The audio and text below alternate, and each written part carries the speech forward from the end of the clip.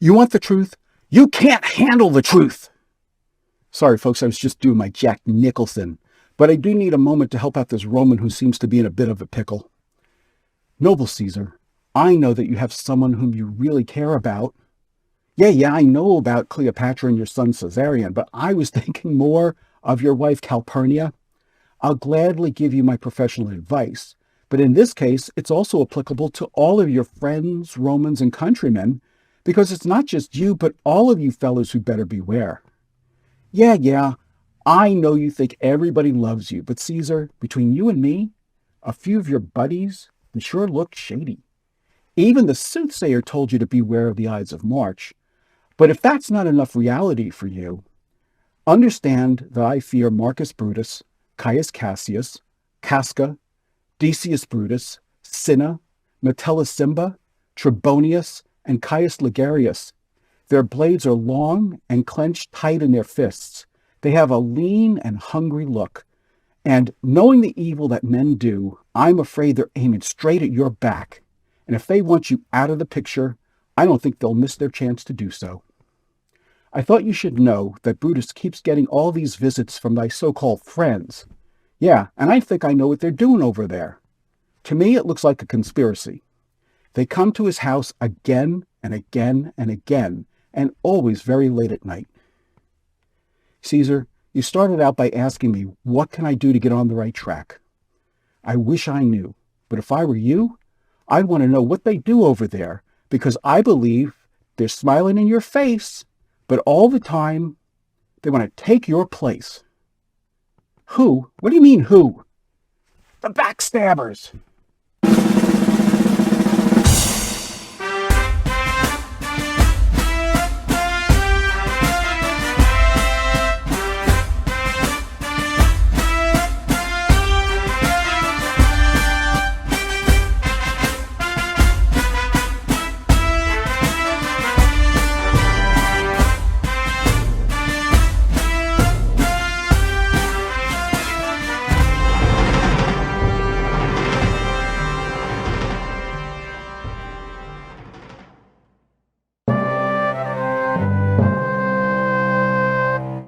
If you grew up like I did in the 1960s, you probably remember that on the Adventures of Superman TV show of the 1950s, the Daily Planet's editor-in-chief was Perry White, and his famous catchphrase was, "Great Caesar's ghost."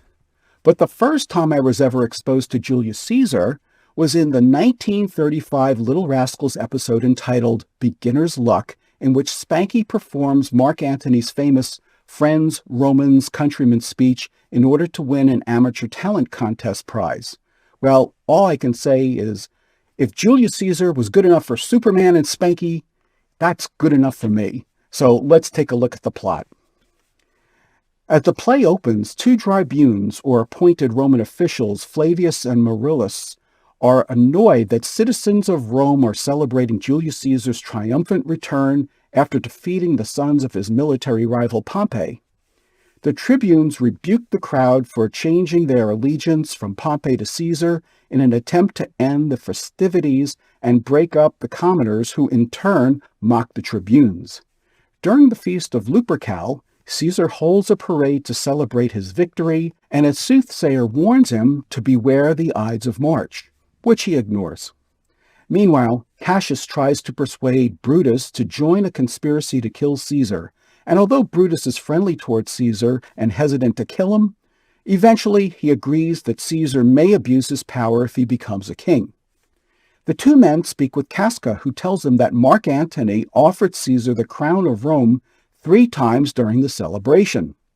Casca reveals that each time Caesar refused it with an increasing reluctance, as if he hoped the crowd would insist that he accept the crown, and he recounts how the crowd applauded Caesar for denying the crowd and that Caesar was upset by their reaction.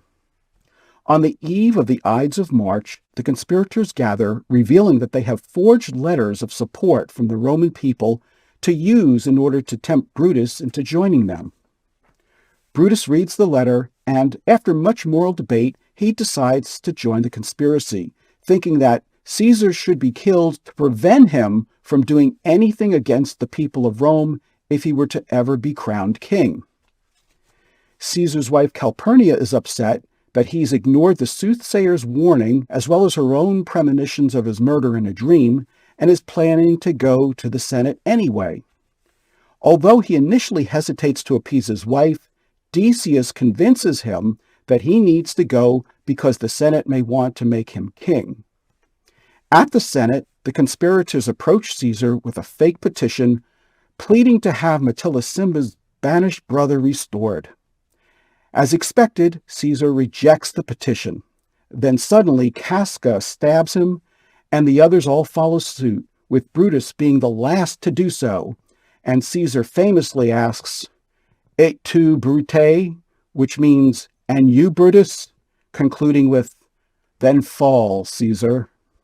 The conspirators try to convince the citizens that they killed Caesar for the good of Rome and to prevent him from becoming a tyrannous king. They attempt to prove this by not trying to flee the scene. Instead, Brutus delivers an oration defending his actions, and for a moment the crowd seems to be satisfied. However, Mark Antony makes a persuasive and eloquent speech over Caesar's corpse, beginning with, "Friends, Romans, countrymen, lend me your ears." He effectively turns public opinion against the assassins by manipulating the emotions of the Roman citizens. Antony reminds the crowd about the good Caesar had done for Rome, his sympathy for the poor, and his refusal of the crown at the feast of Lupercal, thus creating doubts on Brutus's claim that Caesar was ambitious. Antony shows Caesar's bloody, lifeless body to the crowd in order to gain sympathy for the fallen leader, and he reads Caesar's will in which every Roman citizen would receive 75 drachmas, which would be about 1 day's wage. This rouses the mob to drive the conspirators from Rome. The rioters take Caesar's body to the Forum, light his funeral pyre, and use the pyre to light torches to burn down the homes of the conspirators. Unfortunately, during the rioting, an innocent poet named Cinna is confused with the conspirator Lucius Cinna and is taken by the mob, which kills him for such offenses as his bad verses. Outside of Rome, Brutus attacks Cassius for supposedly soiling the noble act of killing Caesar by having accepted bribes, asking, "Did not great Julius bleed for justice' sake? What villain touched his body that did stab, and not for justice?" After some dramatic posturing, the two are reconciled, especially after Brutus reveals that his beloved wife Portia committed suicide by swallowing fire because of the stress of her husband's absence from Rome. Cassius and Brutus prepare for a civil war against Mark Antony, Caesar's adopted son Octavius, and Lepidus, who have formed a triumvirate in Rome. That same night, Caesar's ghost appears to Brutus in his tent and warns him of defeat, vowing, "Thou shalt see me at Philippi." Meanwhile, at the Battle of Philippi, Cassius and Brutus, knowing that they will probably both be killed in battle, smile their last, hold hands, and bid each other farewell. During the battle, Cassius hears of the capture of his best friend Titinius and has a slave named Pindarus stab him to death. He does that and flees, but afterwards Titinius, who is not actually captured, sees Cassius's corpse and commits suicide himself. Brutus wins that stage of the battle, but his victory is inconclusive, and so when Brutus fights again the next day, he asks his friends to kill him, but they all refuse. He then commits suicide by running on his sword, held for him by a loyal soldier named Strato. The play ends with Antony paying tribute to Brutus and proclaiming Brutus the noblest Roman of them all, because he was the only conspirator who truly acted in his mind for the good of Rome. When we return, we'll look at some of the remarkable characters in Julius Caesar. It's been said that William Shakespeare has been captivating audiences and inspiring actors for 400 years. It's also been said that Shakespeare has been annoying high school students for more than 100 years. A good reason for that saying is because Julius Caesar was one of the very first Shakespeare plays that was added to the American high school curriculum when English literature became popular. But the fault, dear viewers, lies not within the play, but within our previous lack of exposure and appreciation for the talents of William Shakespeare. In preparing this episode for you, it helped me to realize that Julius Caesar is an excellent introduction to Shakespeare for young people because it contains some famous historical events, relevant lessons in politics, and interesting characters of various nobility and notoriety. The key is that educators need to help introduce today's audiences and students to the beauty of the language and recognize this work as a magnificent vehicle for people studying acting to demonstrate what they can do and grow into accomplished actors. So let's start examining these characters. Although the play is called Julius Caesar, his role ends in Act 3, Scene 1, where he's stabbed to death in the Capitol.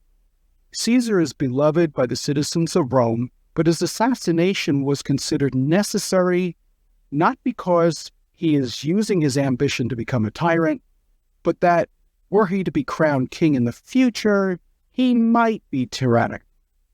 If you've ever seen the futuristic 2002 movie Minority Report, people are preemptively incarcerated if it's thought that they are likely to commit a crime in the future. Marcus Brutus is truly the central character of this play, despite its title. He's referred to as the soul of Rome, Caesar's angel, and the noblest Roman of them all. And while he may not like everything Caesar does, he is a friend and a supporter of his. However, that changes when he's acted upon by Caius Cassius, a passionate Roman citizen who's jealous of Julius Caesar and a world-class manipulator and instigator who riles up not only Brutus, but all of the other conspirators and leads to successful assassination plot on Caesar's life.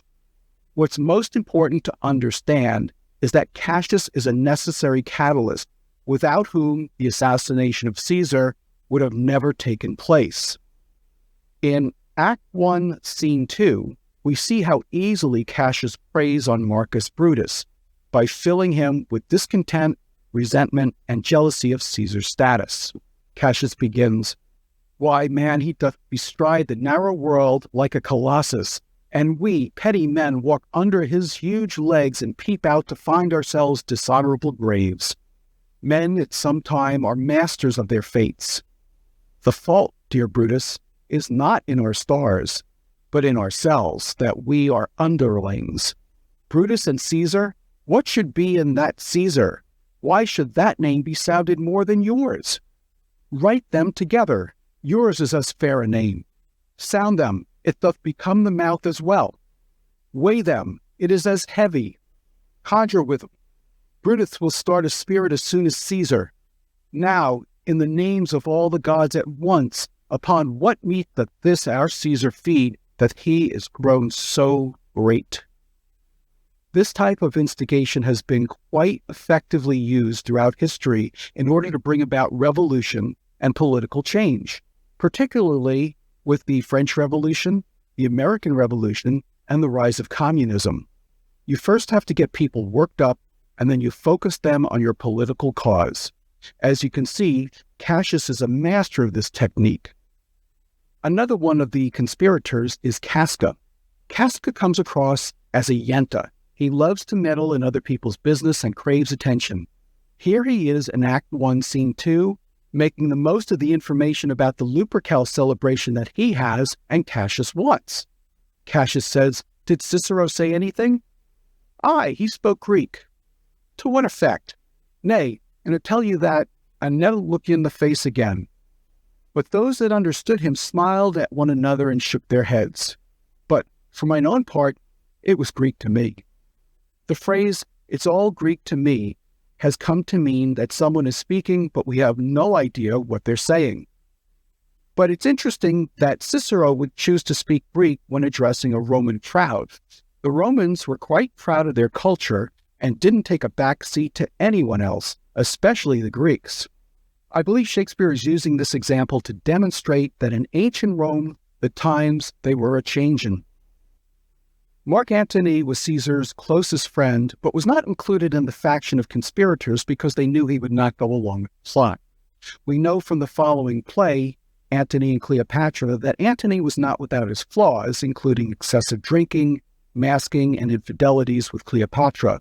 But in this play, he serves as the voice of Rome, cries out for justice against the murderers. In Act 3, Scene 1, once Mark Antony has placated the conspirators and convinced them that he's not a threat to them, he's left alone with Julius Caesar's corpse, and we hear him pouring out his heart in this famous soliloquy. "Oh, pardon me, thou bleeding piece of earth, that I am meek and gentle with these butchers. Thou art the ruins of the noblest man that ever lived in the tide of times. Woe to the hand that shed this costly blood. Over thy wounds now do I prophesy, which, like dumb mouths, do open their ruby lips to beg their voice and utterance of my tongue. A curse shall light upon the limbs of men.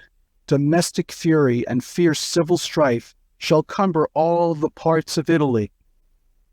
Blood and destruction shall be so in use, and dreadful objects so familiar, that mothers shall but smile when they behold their infants quartered with the hands of war. All pity choke with custom of fell deeds, and Caesar's spirit, ranging for revenge with Arte by his side, come hot from hell, shall in these confines with a monarch's voice cry havoc, and let slip the dogs of war, that this foul deed shall smell above the earth with carrion men, groaning for burial." By this speech, Mark Antony shows his true colors, and that regardless of what he said to the conspirators, he'll make sure that they pay for the assassination of Julius Caesar. Along with the other two members of the triumvirate, Octavius Caesar and Lepidus, Mark Antony uses his superior military strategy to hunt down all of the conspirators. And finally, let's take a look at Marcus Brutus's wife Portia. Along with Caesar's wife Calpurnia, they are the only two prominent women featured in the entire play. We don't see a lot of Portia in this play, but in Act 2, Scene 1, we see that she knows that Brutus is up to something, but won't disclose it to her. She knows him well enough to know that he's not sick as he claims, but is troubled with a scheme. Here she is demonstrating her ability for him to trust her with his secret. Portia says, "If this were true, then should I know this secret? I grant I am a woman, but withal a woman that Lord Brutus took to wife. I grant I am a woman, but withal a woman well reputed Cato's daughter. Think you I am no stronger than my sex, being so fathered and so husbanded? Tell me your counsels, I will not disclose them. I have made strong proof of my constancy, giving myself a voluntary wound here in the thigh, and I bear that with patience and not my husband's secrets." And Brutus rightfully says, "O ye gods, render me worthy of this noble wife." In Godfather, Michael Corleone tells his wife Kay, "Never ask me about my business. All I can say is that it's a good thing for Michael that he didn't have to contend with Portia." When we return, we'll look at some of the plot devices and memorable scenes in Julius Caesar. Shakespeare was very fond of using ghosts as plot devices. He did so in Hamlet, Macbeth, and Richard III. And just like Hamlet's father, the ghost of Caesar comes back from the grave to seek vengeance for his murder at Philippi.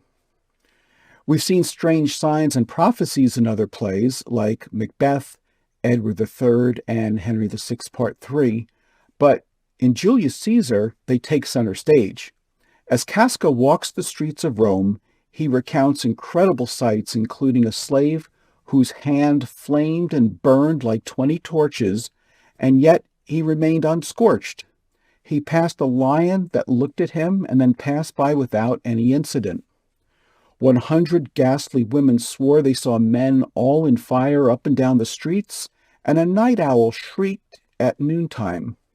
In Act 2, Scene 2, we hear Calpurnia plead with her husband to stay home. She begins, "Caesar, I never stood on ceremonies, yet now they fright me. There is one within, besides the things that we have heard and seen, recounts most horrid sights seen by the watch. A lioness hath whelped in the streets, and graves have yawned and yielded up their dead. Fierce, fiery warriors fought upon the clouds in ranks and squadrons, and right form of war which drizzled blood upon the Capitol. The noise of battle hurtled in the air. Horses did neigh, and dying men did groan, and ghosts did shriek and squeal about the streets. Caesar, these things are beyond all use, and I do fear them. Caesar says, what can be avoided, whose end is purposed by the mighty gods? Yet Caesar shall go forth, for these predictions are to the world in general as to Caesar. Calpurnius says, when beggars die, there are no comets seen. The heavens themselves blaze forth the death of princes. Caesar replies, cowards die many times before their deaths. The valiant never taste of death but once. Of all the wonders that I yet have heard, it seems to me most strange that men should fear seeing that death, a necessary end, will come when it will come. Caesar asks his servant, what say the augurers? Actually, it's augurs. The servant says, they would not have you stir forth today. Plucking the entrails of an offering forth, they could not find a heart within the beast. And of course, in Act 1, Scene 1, the soothsayer utters the most famous prophecy in any Shakespeare play, beware of the Ides of March. By the way, this particular episode took more than a week to record, but today's track and several others are being recorded on March 15th, 2025, the Ides of March. In this play, some of the most memorable scenes are death scenes, certainly those of Brutus and Cassius. Naturally, the death of Caesar in Act 3, Scene 1 is an unforgettable scene, and we'll look at that in just a little while. But it's also interesting in this play that many of the most memorable scenes are really unseen. We hear about Caesar being given the crown 3 times and turning it down, but we don't see it. We hear about Portia swallowing fire, but we don't see it, nor would we want to. But what we do see is Brutus's reaction to hearing the news of her death. Here he is in Act 4, Scene 2, alone in his tent with Cassius. Brutus says, no man bears sorrow better. Portia is dead. Cassius can't believe it. Ha, Portia? Brutus says, she is dead. Cassius says, how scaped I killing when I crossed you so? Oh, insupportable and touching loss! Upon what sickness? Brutus says, impatient of my absence and grief that young Octavius and Mark Antony have made themselves so strong, for with her death that tidings came. With this she fell distract, and her attendants absent, swallowed fire. What a way to go.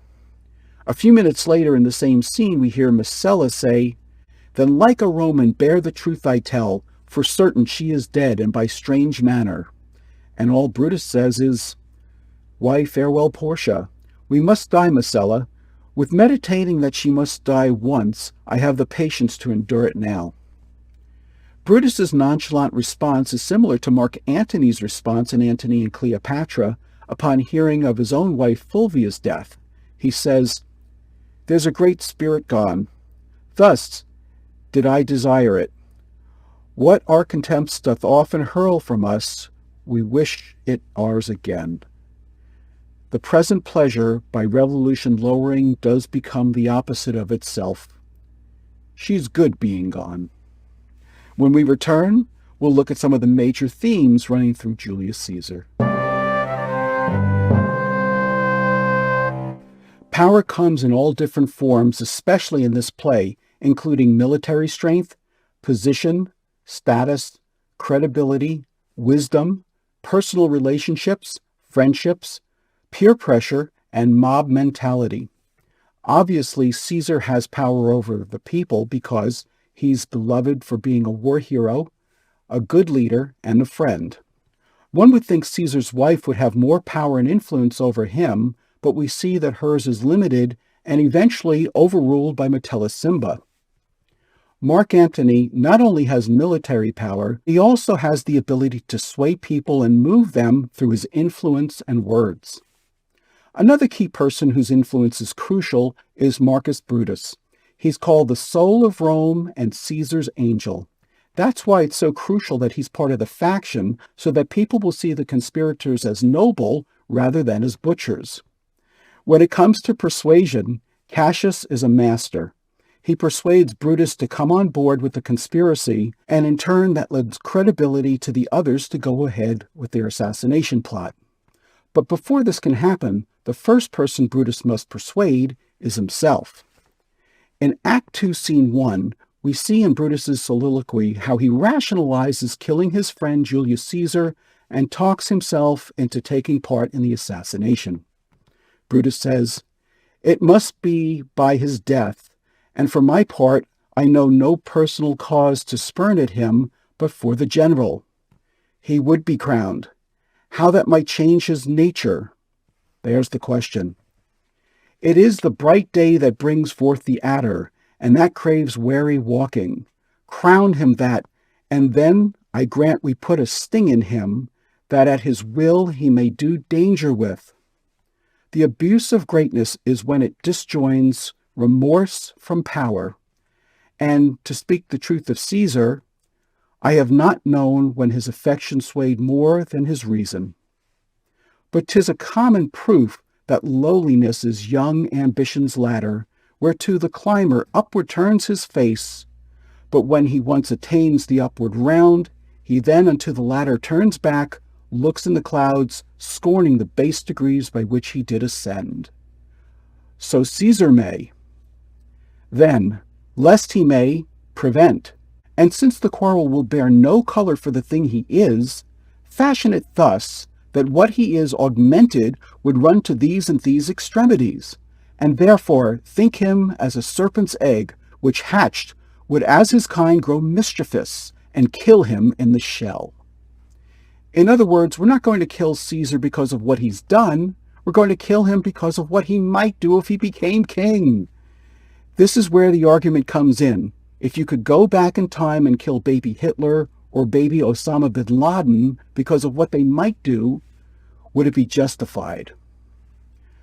Portia demonstrates that she has greater influence over her husband than Calpurnia does over Caesar. She's even willing to slice open her thigh to demonstrate that she can keep a secret, and she prevails on her husband to share his plans with her.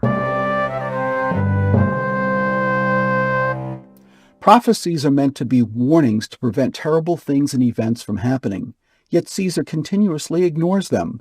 He doesn't heed the soothsayer's warning to beware the Ides of March, and he won't even read Artemidorus' schedule. It's ironic that even though Caesar discounts Calpurnia's foresights and intuition, he believes in being cautious enough that he tries to impart that to others. In Act 1, Scene 2, we get to see a little bit of Caesar's personal fears exposed very intimately to his closest and most trusted friend, Mark Antony. Caesar says, "Let me have men about me that are fat, sleek-headed men and such as sleep at nights." Yon Cassius has a lean and hungry look. He thinks too much. Such men are dangerous. And Antony says, "Fear him not, Caesar. He's not dangerous. He is a noble Roman and well given." And Caesar says, "Would he were fatter, but I fear him not. Yet if my name were liable to fear, I do not know the man I should avoid so soon as that spare Cassius. He reads much. He is a great observer, and he looks quiet through the deeds of men.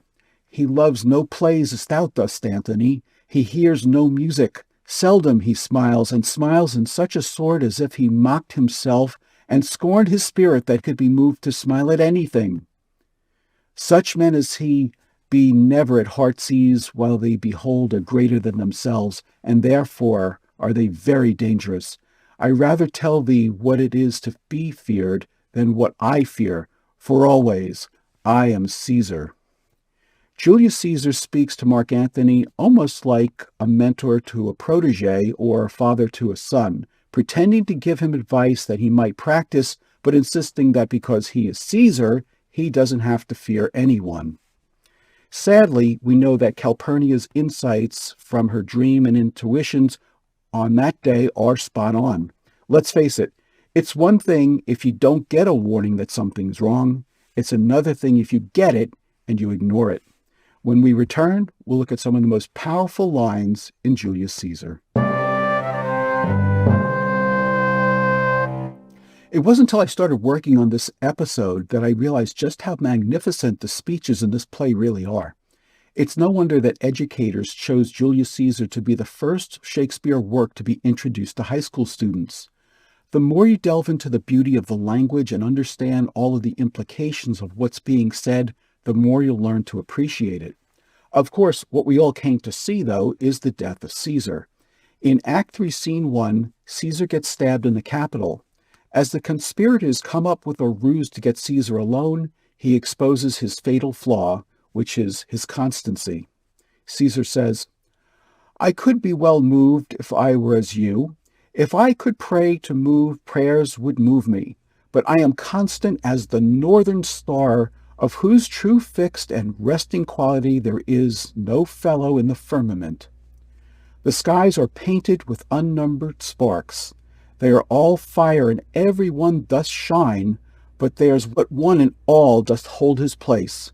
So in the world 'tis furnished well with men, and men are flesh and blood and apprehensive. Yet in the number I do know but one that unassailable holds on his rank, unshaked of motion, and that I am he." And then, as he's stabbed, Caesar utters those infamous words, "Et tu, Brute? Then fall, Caesar." Cinna cries, "Liberty, freedom, tyranny is dead. Run hence, proclaim, cry it about the streets." Cassius chimes in, saying, "Some to the common pulpits and cry out liberty, freedom, and enfranchisement." And almost prophetically, he adds, "How many ages hence shall this our lofty scene be acted over in states unborn and accents yet unknown?" In Act 3, Scene 2, we see why Cassius and the others were so determined to have Brutus join their faction. They needed him to give an eloquent speech to the outraged citizens of Rome. Here's what he has to say to them. "Be patient to the last. Romans, countrymen, and lovers, hear me for my cause, and be silent that you may hear. Believe me, for mine honor, and have respect to mine honor, that you may believe. Censor me in your wisdom, and awake your senses that you may better judge. If there be any in this assembly, any dear friend of Caesar's, to him I say that Brutus' love to Caesar was no less than his. If then that friend demand why Brutus rose against Caesar, this is my answer. Not that I loved Caesar less, but that I loved Rome more. Had you rather Caesar were living and die all slaves, than that Caesar were dead to live all free men? As Caesar loved me, I weep for him. As he was fortunate, I rejoice at it. As he was valiant, I honor him. But as he was ambitious, I slew him. There is tears for his love, joy for his fortune, honor for his valor, and death for his ambition. Who is he so base that would be a bondman? If any speak, for him have I offended. Who is he so rude that would not be a Roman? If any speak, for him I have offended. Who is here so vile that will not love his country? If any speak, for him I have offended." I pause for a reply. There's no question that Brutus's speech was effective, but his fatal flaw was not what he said, but when he said it. He never should have had Mark Antony follow him. Antony begins his famous speech, "Friends, Romans, countrymen, lend me your ears. I come to bury Caesar, not to praise him. The evil that men do lives after them. The good is oft interred with their bones. so let it be with Caesar. The noble Brutus hath told you Caesar was ambitious. If it were so, it was a grievous fault, and grievous hath Caesar answered it. Here, under leave of Brutus and the rest, for Brutus is an honorable man, so are they all honorable men, come I to speak in Caesar's funeral. He was my friend, faithful and just to me. But Brutus says he was ambitious, and Brutus is an honorable man. He hath brought many captives home to Rome, whose ransoms did the general coffers fill. Did this in Caesar seem ambitious? When that the poor have cried, Caesar hath wept. Ambition should be made of sterner stuff. Yet Brutus says he was ambitious, and Brutus is an honorable man. You all did see that on the Lupercal I thrice presented him a kingly crown, which he did thrice refuse. Was this ambition? Yet Brutus says he was ambitious, and sure he is an honorable man. I speak not to disprove what Brutus spoke, but here I am to speak what I do know. You all did love him once, not without cause. What cause withholds you then to mourn for him? O judgment, thou art fled to brutish beasts, and men have lost their reason. Bear with me, my heart is in the coffin there with Caesar, and I must pause till it come back.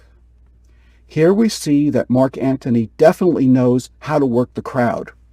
Unlike Coriolanus, who didn't want to play the game of politics, Mark Antony demonstrates that he is a master of it. He continues pointing out holes in Caesar's bloodied robe. Look, in this place ran Cassius' dagger. See what a rent the envious Casca made. Through this the well-beloved Brutus stabbed, and as he plucked his curved steel away, mark how the blood of Caesar followed it, as rushing out of doors to be resolved if Brutus so unkindly knocked or no. For Brutus, as you know, was Caesar's angel. Judge, O you gods, how dearly Caesar loved him. This was the most unkindest cut of all, for when the noble Caesar saw him stab, ingratitude more strong than traitor's arms quite vanquished him. Then burst his mighty heart, and in his mantle muffling up his face, even at the base of Pompey's statue, which all the while ran blood, great Caesar fell. By the end of this speech, the crowds are worked up into a frenzy, and they start burning the conspirators' homes. This is why, when debating or attempting to persuade people, it's always better to be last than to be the best. When we return, we'll look at some of the major turning points in Julius Caesar and some correlations to the other Shakespeare plays. I consider a turning point to be an event depending upon what happens next that will alter the course of the future. Virtually every scene in Julius Caesar contains some type of turning point, but let's just look at a few of them. Certainly, Caesar had enough warnings to save his life. Had he listened to the soothsayer's warning, had he listened to Calpurnia's pleadings, or had he just read Artemidorus' schedule, any of these could have prevented his assassination. But because he was, as he said, as constant as the northern star, and didn't want to miss a chance to wear a crown, it cost him his life. Naturally, once Casca struck Caesar with the first blow, that was the point of no return.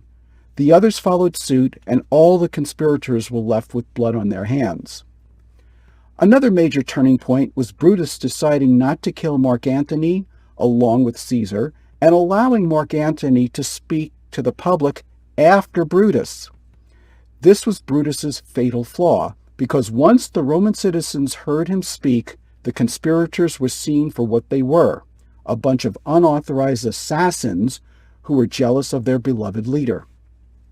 There are also a lot of correlations to other Shakespeare plays in Julius Caesar. For example, Coriolanus lived in Rome around 494 BC, and Caesar lived in Rome about 44 BC, or 450 years later. The people hated Coriolanus, even though he was a great warrior, because he couldn't relate to the people. However, Julius Caesar also was a great warrior, but the people loved him because he walked among them and wept over them. In other words, he knew how to play the game.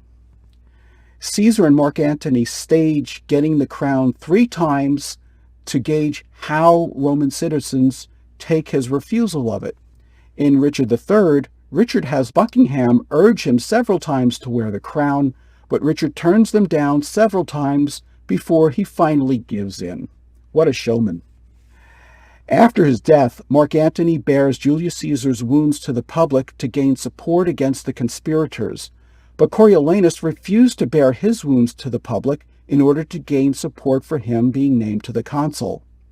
Julius Caesar the play deals with the nature of kinship, as does Henry IV, Part 1.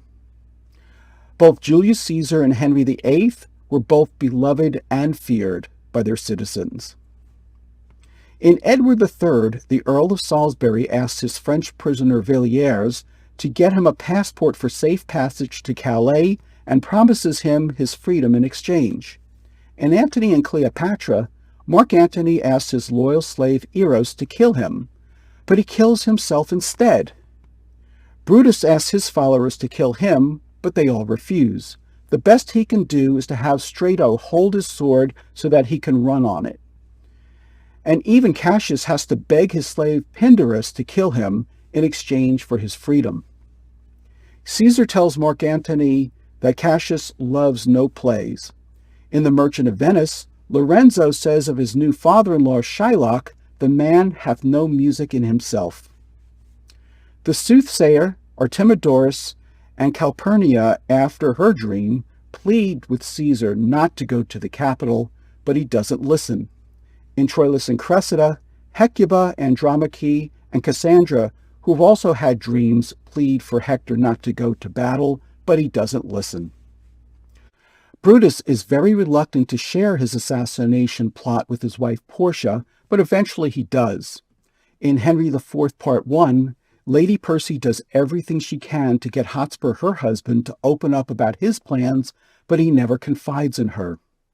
And finally, we hear about wonderful, if not terrifyingly strange sights like a night owl screeching at noon in the marketplace and coffins opening up and releasing the dead.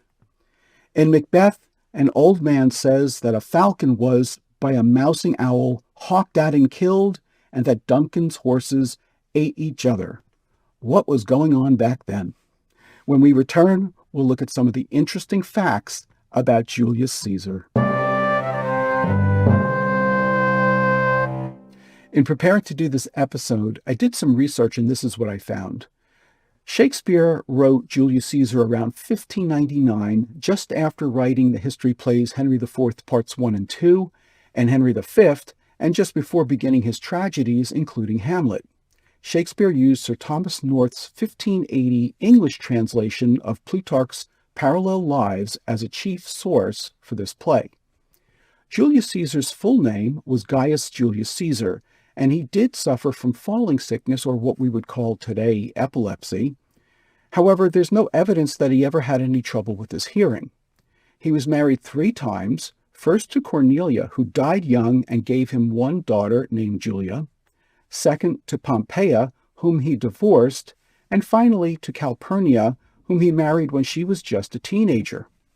Calpurnia really was sterile. However, Caesar also had a son named Caesarion, who was born out of wedlock to Caesar's mistress Cleopatra.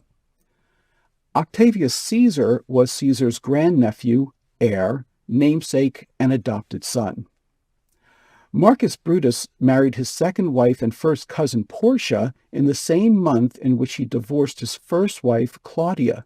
Portia was also Cato's daughter. By the way, the word Caesar translates to monarch, and the Ides of March refers to the middle of the month, or in other words, March 15th. There are several mentions of lions walking the streets of Rome in this play. We know that there were lions in Rome because early in his career, Caesar used to sponsor and stage gladiator games with his own money. There are a number of anachronisms in Julius Caesar. For example, there are several inquiries about what time the clock is striking. However, there were no clocks designed to strike in ancient Rome. That invention came in the Middle Ages. In addition, Brutus asks, "Is not the leaf turned down where I left reading?" But there were no such books yet invented when he lived, BC. In Act 3, Scene 1, Caesar inquires about the augurers, but he actually meant augurs, who were priests who read signs and explained what they meant. There's also no evidence that he ever said et tu, Brute, or anything else for that matter when he was stabbed. That was an invention of Richard Ides in his work Caesar Interfectus, which was written in 1592. Shakespeare first used that quote et tu, Brute in Henry VI, Part 3, and Ed Norton once paraphrased it during an episode of The Honeymooners. Also, even though Perry White used to use the catchphrase, "Great Caesar's Ghost" on the Adventures of Superman, that phrase is never mentioned once in the entire play. In the song Dice Are Rolling from the Broadway musical Evita, Juan Perón sings the lines, "The knives are out. I see every bad sign in the book, and as far as they can, overweight to a man, they have that mean and hungry look." In Dante's Inferno, which was published in 1321, he places in the ninth and lowest circle of hell the most infamous, Brutus, Cassius, and Judas Iscariot, to be punished for their treachery. Brutus and Cassius, who betrayed Caesar, and Judas, who betrayed Jesus. To Dante, these men were the ultimate betrayers of humanity as they caused the fall of Caesar and the fall of Christ. All three are punished by being continually chewed on by Lucifer himself.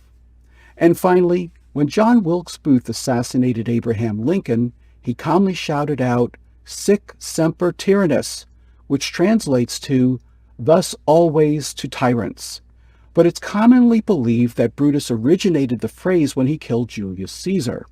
And even though there isn't much evidence to support this, as a Shakespearean actor, Booth would have likely believed that the phrase was connected to the assassination of Caesar. By using the phrase, it's speculated that Booth would see himself as the hero who saved the United States from tyranny in the same way Brutus did for Rome.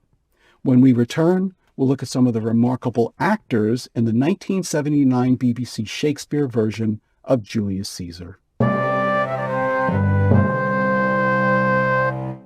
All right, now let's take a look at some of the remarkable actors in the 1979 BBC Shakespeare version of Julius Caesar. Richard Pascoe, who plays Brutus, also played Jaques in As You Like It in 1978. David Collings, who played Caius Cassius, also played Thurio in The Two Gentlemen of Verona in 1983. Elizabeth Spriggs, who plays Calpurnia, also played Mistress Quickly in The Merry Wives of Windsor in 1983. And Mrs. Jennings in the 1995 version of Jane Austen's Sense and Sensibility, alongside Emma Thompson and Kate Winslet. Sam Dastor, who plays Casca, also played Angelo in The Comedy of Errors in 1983. John Sterland, who plays Morellus, also played Cornelius in Hamlet in 1980. Reginald Jessup, who plays a poet, also played the second Volscian senator in Coriolanus in 1984. Garrick Hogan, who plays Octavius Caesar, also played Montjoy the French herald in Henry V, also in 1979. Darian Engadi, who plays Cinna the conspirator, also played Alexis in Antony and Cleopatra in 1981. Ronald Forfar, who plays the soothsayer, also played John Bates in Henry V, also in 1979.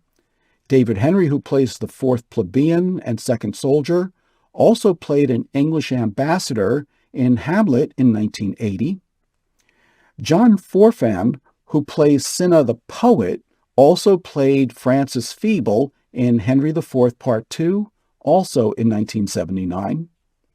Michael Coogan, who plays Caesar's servant, also played in The Second Company, in Henry VI Parts 1, 2, 3, and Richard III, all in 1983.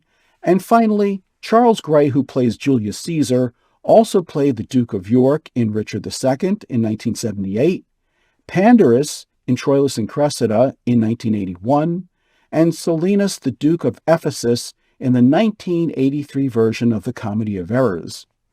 You might also recognize him as the criminologist in the 1975 cult classic, The Rocky Horror Picture Show. Now stay tuned for today's trivia challenge, which is called E-I-E-I-O.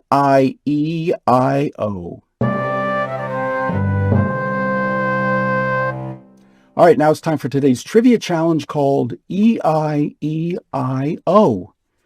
Identify the Shakespeare plays that contain these characters whose names all end in I-O.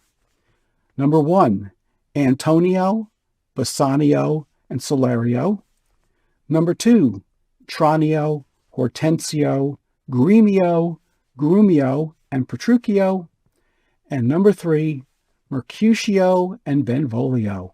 When we return, I'll have the answers for you, and we'll finish up with some relevant lessons from Julius Caesar. All right, let's see how you did on today's trivia challenge called E-I-E-I-O. You are to identify the Shakespeare plays that contain these characters whose names all end in I-O. Number 1, Antonio, Bassanio, and Salario. That would be the Merchant of Venice. Number 2, Tranio, Hortensio, Gremio, Grumio, and Petruchio. That would be the Taming of the Shrew. And number 3, Mercutio and Benvolio. That would be Romeo and Juliet. Now let's finish up with some relevant lessons from Julius Caesar.